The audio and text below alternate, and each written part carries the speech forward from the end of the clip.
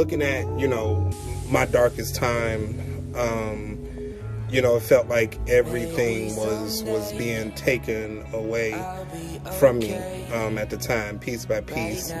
Jobs, relationships, material things were all pretty much disappearing. I think the overall summary of what brought me out of it, of course, we all know that it was the Lord.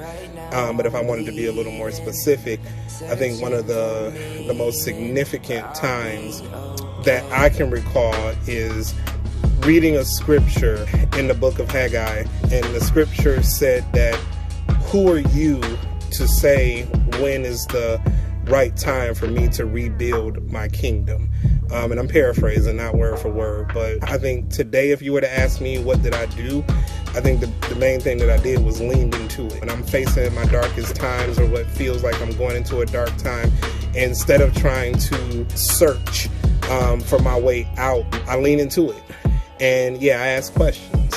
One of the phrases that the Lord put in my spirit one time that I try to share with my daughter or people around me is pain processed properly produces passion.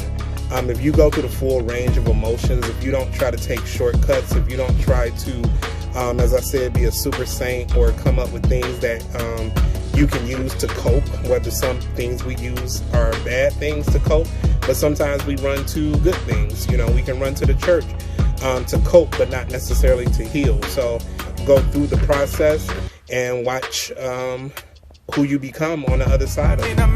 I ain't thriving the same, and right now, me and life, we ain't vibing the same. Need a sip of living water, cause I'm drowning in shame.